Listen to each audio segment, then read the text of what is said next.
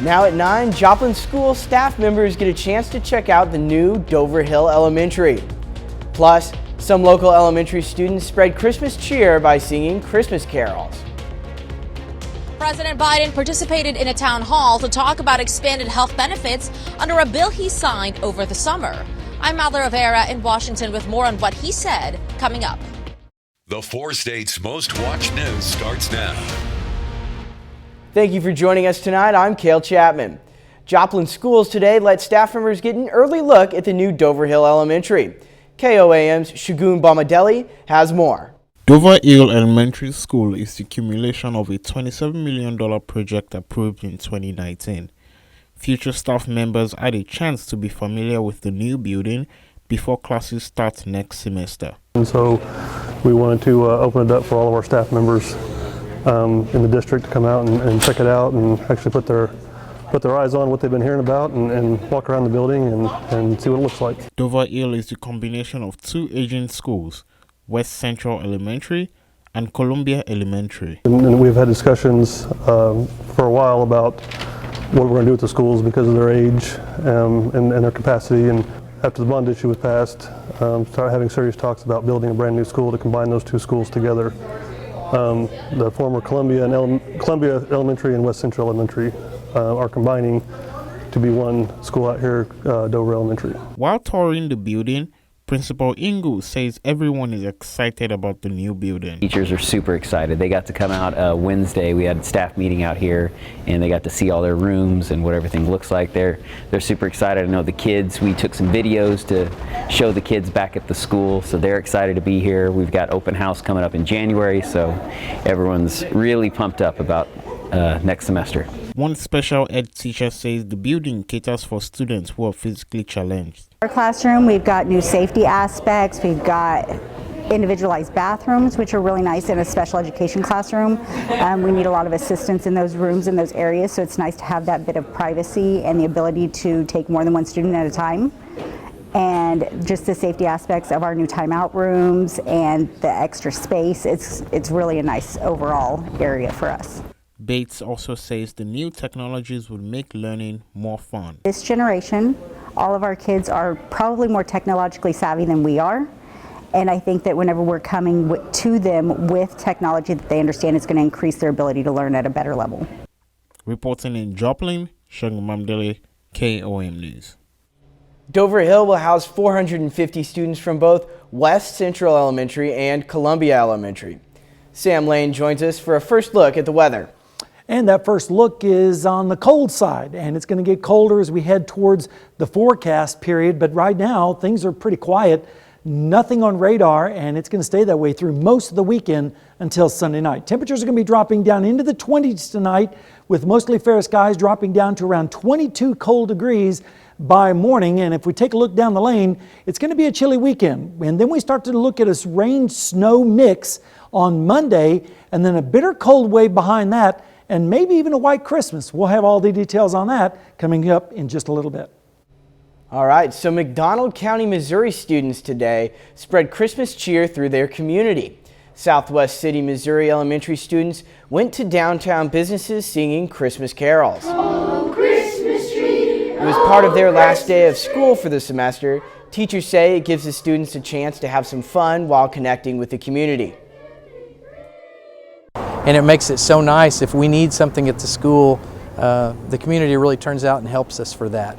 And so it gives me an opportunity to go into these businesses and thank them and tell them how much we appreciate what they do for our kids. And they really are student-minded, and I don't think that's probably everywhere. It definitely is here in Southwest City. The carolers today were 3rd through 8th graders. The Independence, Kansas Library has a unique employee. It's not one you would typically expect. KOAM takes you to meet Trixie, the library cat. She just meanders around the library. The library's 3 floors. A lot of times the people think that she's a stray and we've got to shoo her out, because they'll come in and they'll go, oh, there's a cat in the library. And we go, yeah, that's our library cat. That's Trixie. So she just showed up, and she matches the library decor perfectly. She's gray and blonde and has green eyes, which a lot of our decor is like that. She just fits right in. If she's out walking about, they'll come up, oh, what a pretty kitty, and of course they'll pet her and talk to her, and of course the kids all love her, you know. Trixie was dropped off at the library around Neowalla 14 years ago, and she is probably the biggest asset to our library. Everybody loves her. She's been featured in a German magazine about cats. She's kind of a global sensation. So.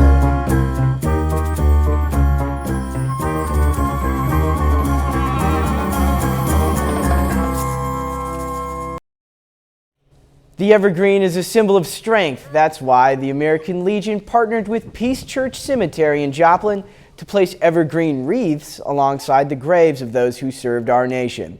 The wreaths are adorned with red ribbons to help us remember to always be grateful for those who have served. White flags are placed on graves on other holidays such as Memorial Day and Veterans Day.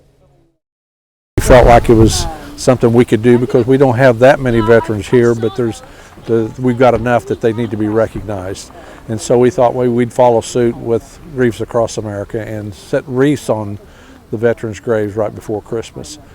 Peace Church Cemetery is located on the east side of Peace Church Road, halfway between Zora and Fountain Roads.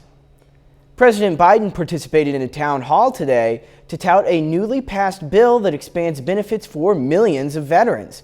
It's a topic that is near and dear to his heart.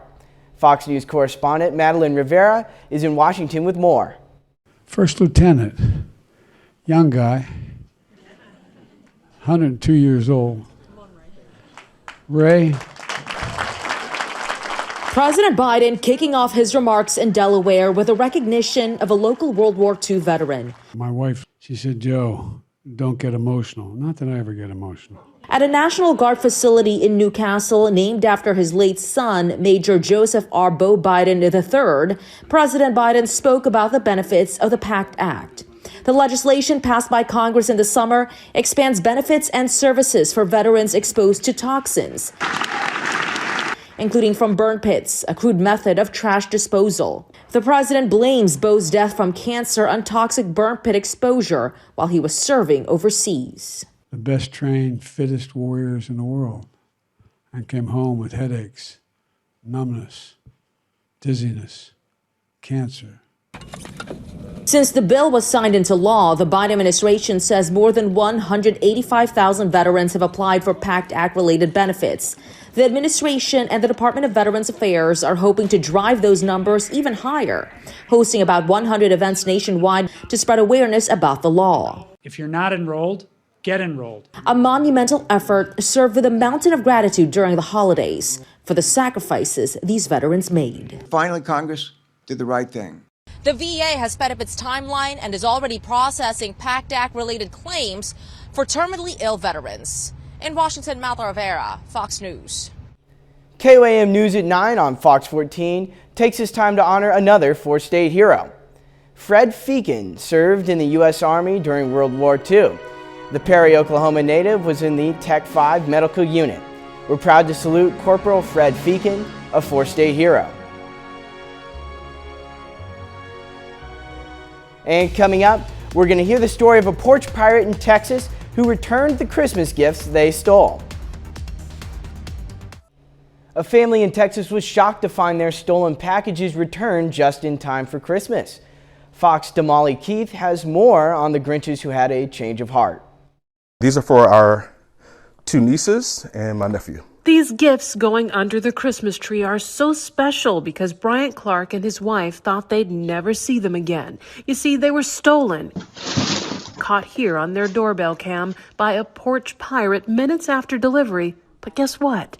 Every present in the pilfered package was given back to the family. Honestly, it was shocking. Like, you don't expect somebody to steal something from you and bring it back. Turns out deputies arrested the 19-year-old girl suspected of taking the package, and several other young ladies are believed to have also been involved. But even scarier than the police, apparently the porch pirates that hit this home have parents who persuaded all four girls to go back to the Clarks, apologize, and return what they stole. I'm proud of those young ladies who did that, and their parents who were saying, hey, look, you guys made a mistake.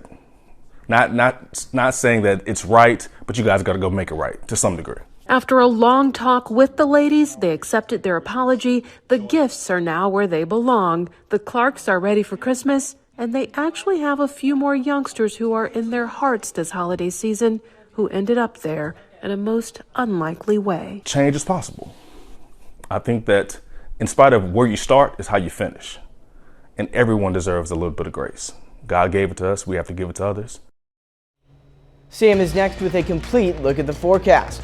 And later in sports, the Columbus Titans host a 6-team girls wrestling tournament.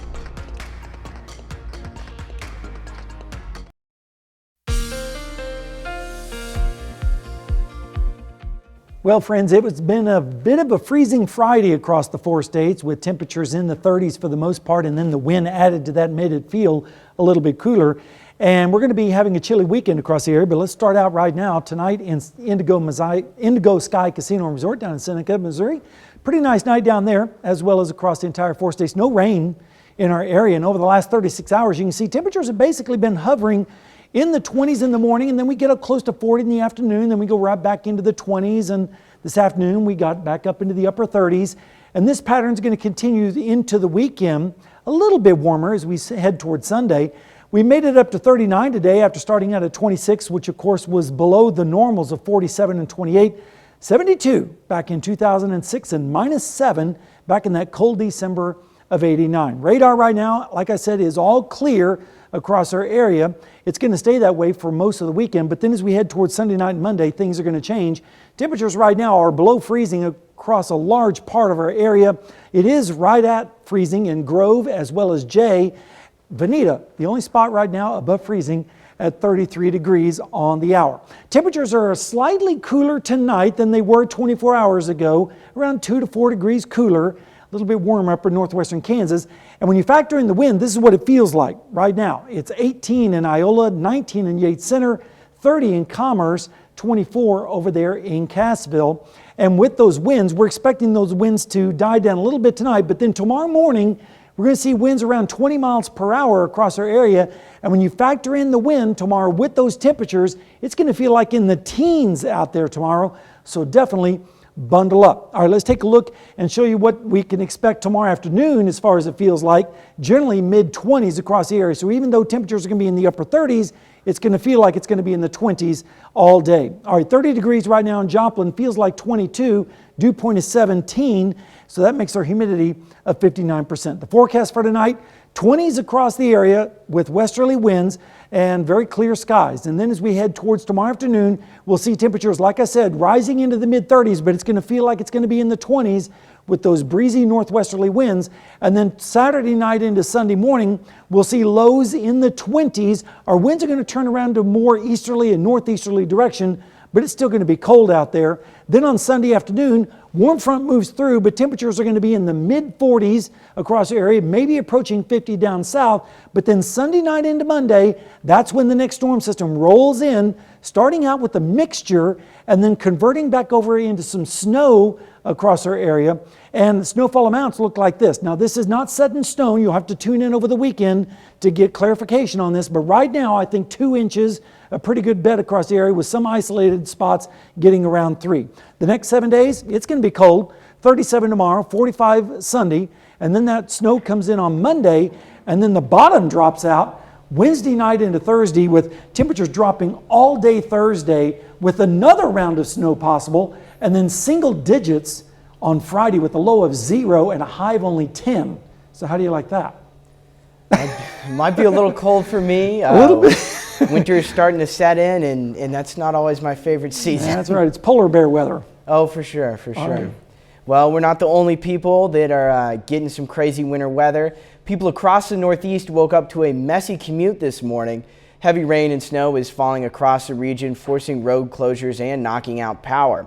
Fox Weather's Mitty Hicks has more. A winter storm sweeping across the U.S. made its final stop on Friday. While much of the Northeast saw heavy rain, parts of the New England area were pummeled with snow. In Wilmington, Vermont, more than a foot fell by the afternoon. It was a welcome sight for nearby ski resorts. Just before the holidays, everyone will be happy, cross-country skiing, snowmobiling, downhill. Plow drivers have been out clearing roads across the region, but gusty winds threaten to send snow back onto the streets. Crews are urging drivers to take it slow. Trees can come down at any point. The road can freeze at any point. You know, we can't create a perfect environment for people. We try to be proactive. Meanwhile, here in Louisiana, this storm system's impact will be felt for months, if not years. We were hunkered down and we was all, bottled up, hollering, screaming. Since Tuesday, dozens of reported tornadoes tore across the South, killing 3 people and injuring others. The twisters blew roofs off some homes and heavily damaged others. As recovery efforts ramp up here, neighbors are now coming together to give those who lost everything food and a place to stay. We had to step up for our own town, and I think that's a blessing because it showed people. It showed you how people love you. It shows you that people care. Louisiana's governor says he does not think the damage meets the threshold for federal funding. In New Orleans, Mitty Hicks, Fox Weather. Coming up, the higher cost to get your day started. They say this is the most important meal of the day. I'm Grady Trimble with Fox Business. Coming up, why you're shelling out a lot more for your eggs and other breakfast foods. If you find that you're spending more on breakfast items lately, you're not alone. The price of eggs, milk, all of those have gone up across the nation, meaning that the first meal of the day is just a little bit more expensive. Fox Business Network's Grady Trimble has the story. Well, they say it's the most important meal of the day, but it's also a lot more expensive right now than it used to be. Even with overall inflation coming down slightly in November, breakfast food prices are staying high. Obviously, eggs are one of the main staples of breakfast in America, and prices for them have gone up more than any other food item. They've just about doubled from a year ago. A dozen eggs will cost you about $3.59. Look at toast. Pound of white bread used to cost you $1.55. Now it's up to $1.85. That's an increase of 19% from last year. I'm lactose intolerant, so not a huge milk drinker, but I know a lot of people are, especially in the mornings. Milk for a gallon has gone up 15% in the last year. One thing I do need every day is coffee. A pound of that is 39% more expensive than it was a year ago. Just one food item of all these staples has gone down in price. It's going to cost a little less bacon to pay for your bacon, but only about 3 cents less. By and large, you're spending more dough on your toast and all of the other breakfast staples, about $5 more than you did a year ago. Unfortunately, inflation is hitting breakfast food particularly hard, partly because of supply chain issues that are lingering, and with eggs in particularly, bird flu has caused an issue with providing eggs to grocery stores across the country, and that's why we're seeing these higher prices. Back to you.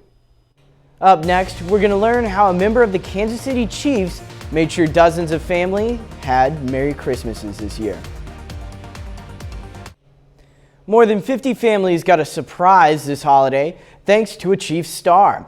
Wide receiver Juju Smith-Schuster and his foundation paid off almost $10,000 in layaways at Burlington Coat Factory.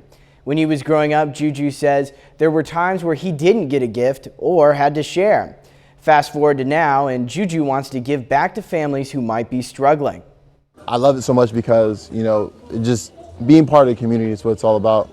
These people are diehard fans. They support us, every Sunday, every game that we play in, and it's just nice that, I have an opportunity to be a good role model to these kids and give back to the community. This was the Juju Foundation's first event like this in Kansas City. And stick around, we've got 30 more minutes of news, weather, and sports coming your way. How the recent service changes to Joplin's public transportation is impacting residents. Plus, the White House is pushing vaccines and home testing to keep Americans safe this winter, but some say that's not enough. I'm William LaJeunesse in Los Angeles. Details coming up. Some Joplin residents hope for a change after the Sunshine Lamp trolley service was suspended. KOAM's Yana Atala talked with Watered Gardens Outreach Center Director and a resident about the difficulties for those who rely on the service.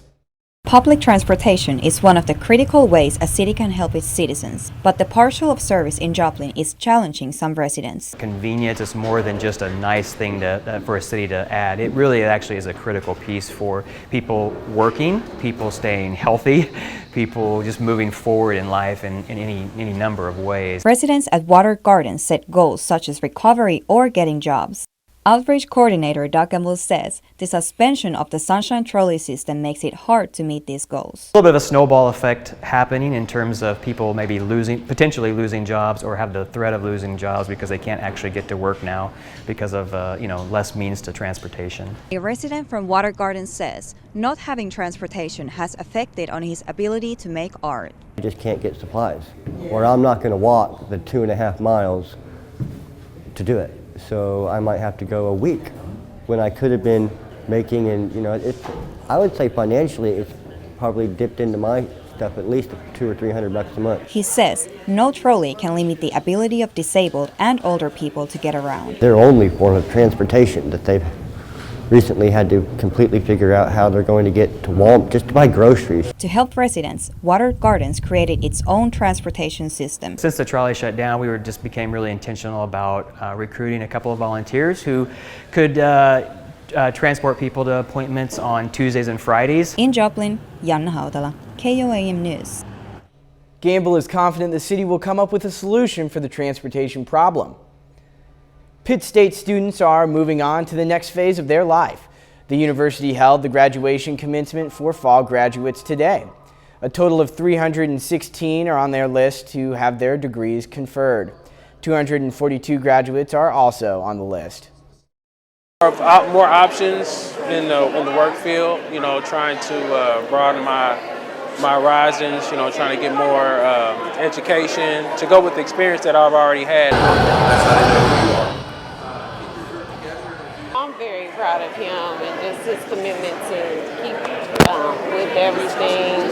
Our daughter is a gorilla, and so now I have 2 gorillas in the house. PSU webcast the commencement ceremonies to accommodate additional family and friends who were not able to attend in person. The Biden administration has unveiled its plan for fighting the anticipated COVID surge this winter, but little has been said about flu and RSV, which are both spiking across the country. Fox News correspondent William LaJeunesse has more from Los Angeles. With the weather getting colder and holidays just around the corner, the White House is turning its focus to fighting COVID, unveiling a new mitigation plan as cases surge across the country. The West Coast is getting hit especially hard. Here in Los Angeles on Thursday, officials reported more than 4,000 new cases, up 150% in just 1 month. But some believe officials should be more focused on the so-called triple-demic, which includes RSV and the flu. There's no reason to chase down every single case with a test of only one of the respiratory viruses that is circulating right now, and that virus ranks as a distant number 3 to influenza and RSV. The White House pushing back on those critics, acknowledging flu infections are at their highest point in more than a decade, but they say RSV is nearly under control. There's still places that have very high levels of RSV. But nationally, there's no question in my mind RSV is heading down. Meanwhile, we're also seeing an increase in cases of strep A, a severe infection that can cause strep throat to scarlet fever. Colorado reports at least 11 cases since November, including 2 child fatalities, a major increase from last year. Typically here in Colorado, we would see 1 or 2 of these severe type of infections in children a month. Children's hospitals in at least 5 states are now reporting higher levels of admissions due to strep A. In Los Angeles, William LaJeunesse, Fox News. A bit later, the National Highway Traffic Safety Administration launches an investigation into a popular West Coast robo-taxi service.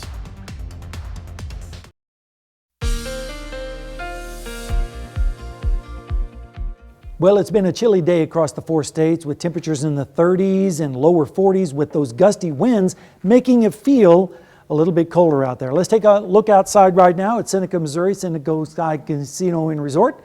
Pretty nice night down there, as well as across the entire 4 states. No precipitation at this point, just some cold air filtering into our area. And over the last 36 hours, we've been basically hovering into the upper 30s to around 40 during the afternoons and then dipping down into the 20s. And just like today, we made it up into the upper 30s here in Joplin. In fact, there's the high, 39, starting out at 26, which of course were below the normals of 47 and 28. And look at that -7 on there back in 1989. That was a really, really cold December. All right, let's take a look at the radar. Nothing really showing up right now, but that's going to change as we move into Sunday night and Monday especially.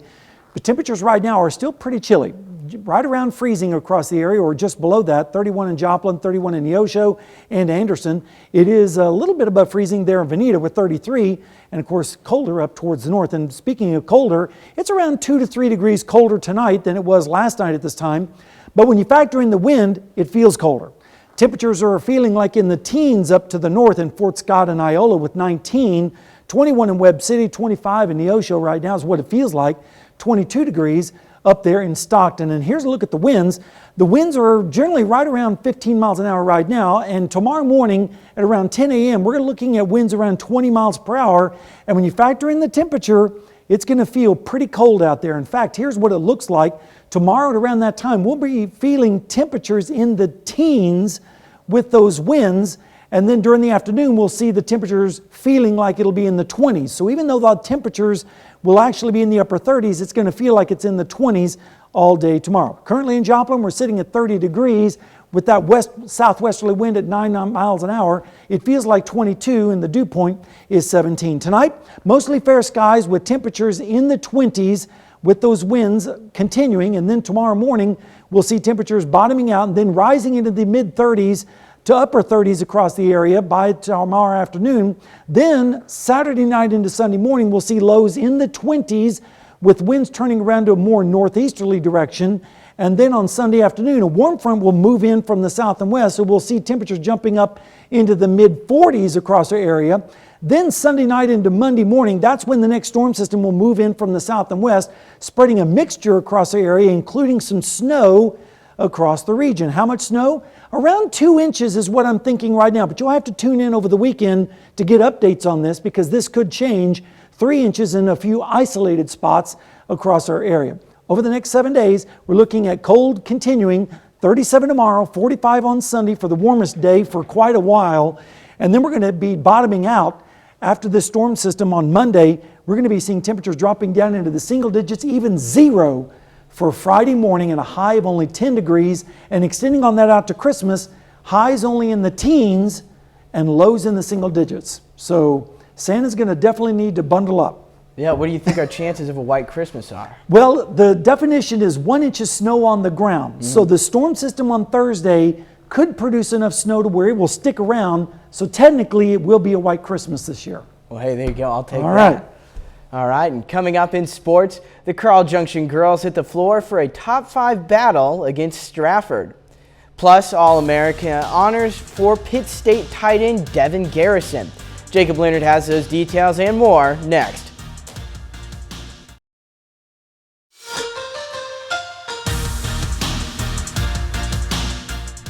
Well, 2 of the best high school girls basketball programs in Missouri meet tonight in Carl Junction. The Bulldogs welcome in the Stratford Indians tonight in their final game of 2022. Stratford is 6-1, ranked 2nd in the state in Class 3. CJ 8-1, ranked 4th in Class 5. A fast start for the Indians. Lauren Jones steals, heads the other way. 19 for Jones in the first half alone, 24 for the game. Stratford opens on an 8-0 run. CJ responds with a run of their own. Destiny Berge. Nice look to Desi Williams for the lay-in. Then Berge in transition pulls up and buries the 3. Bulldogs get within 1, but Stratford gets it back to 8 going to the second. CJ was down by as much as 11 in the second, but here, Berge pull-up jumper. She scores 33 tonight. Home team within 3 at halftime. The third quarter, game stayed tight. Chloe Burke open in the corner for 3. Carl Junction takes a 1-point lead going to the 4th. And in the 4th, check out this sequence here from Desi Williams. Turns and scores in the lane. She's hustling back the other way to play defense, and just seconds later, picks off the pass. Goes back the other way. Williams, 14 points tonight for the Bulldogs. Carl Junction pulls away from there to beat Stratford 69-55. They've got a number of kids that can shoot it, a number of kids that can rebound it. They do a great job of boxing out, gaining position on the floor. Our kids had to really work and had to fight, and that's what we needed. That's why we scheduled Stratford. That's why we've scheduled that 3 tournaments is to prepare them and try to get them ready for a tough conference and hopefully a tough postseason. The Columbus High School girls wrestling team is off to a hot start this season. Right now, Columbus has 5 girls individually ranked in the state in their respective weight classes. Now, tonight, Titans are at home hosting 5 other area teams in a dual tournament. Now, here's one of them from earlier this afternoon, Columbus facing Coffeyville. A big win for Coffeyville to start this thing out. At 100 pounds, Melanie Escudero gets the second round win by fall over Grace Knoll, who's currently ranked 3rd in the state. Coffeyville goes up 12-0. Then Columbus gets going. Addie Saporito, ranked 3rd in the state at 120 pounds, gets the win by fall just more than a minute into her match. At 135, Aubrey Saporito, ranked 5th in the state, toward the end of the first period here, gets a win by pin. Jalen Rodriguez, she's ranked 3rd in the state, wrestling at 145 today, early second period. Gets the win by fall over Maggie Barnett. Then, last match of the day, 155, Brooklyn Lima, ranked 3rd in the state, gets a win by fall early in the second period. Coffeyville made Columbus work for it today, but the Titans win this one 40-21. The Kansas City Chiefs are 10-3 through their first 13 games of the season. This week, they hit the road to face the Houston Texans, and with a win, Kansas City would earn its 7th straight AFC West title. Like we do here every Friday night during the season, right now, it's time to hear from the voice of the Chiefs, Mitch Holthus, in this week's Minute with Mitch.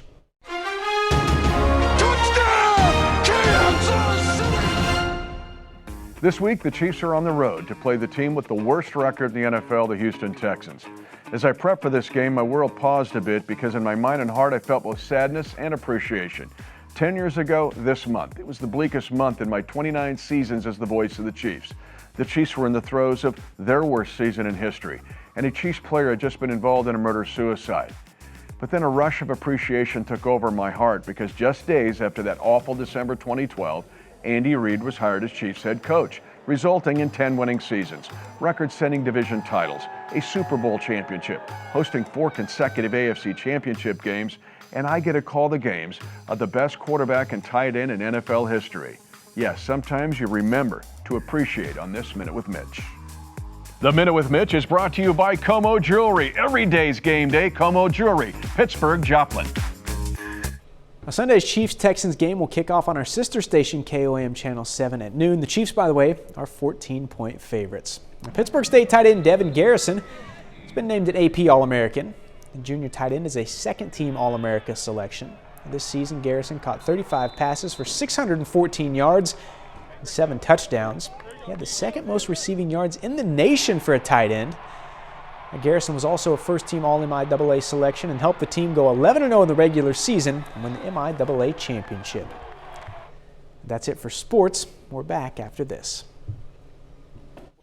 The National Highway Traffic Safety Administration launches an investigation into a popular West Coast robo-taxi service. Another state takes action against TikTok, and another round of job cuts are announced on Wall Street. Fox's CJ Papa has these stories and more on Fox Business Briefs. Hyundai and Kia facing questions over child labor being used at 4 of its major car plant suppliers in Alabama. An investigation by Reuters found state and federal agencies are also probing the allegations to see if the supply companies violated child labor laws. Hyundai and Kia both released statements condemning the practice and say they are reviewing hiring practices used by their suppliers. GM's robo-taxi unit crews will be investigated by the National Highway Traffic Safety Administration. The agency says it's seen a rise in complaints that the self-driving car engages in hard braking or stops while operating in the middle of the road, blocking traffic. The safety probe comes as GM awaits regulatory approval to expand its robo-taxi service in San Francisco. New Hampshire becomes the latest state to block TikTok from state-owned devices. Republican Governor Chris Sununu citing national security concerns as the main reason for the ban.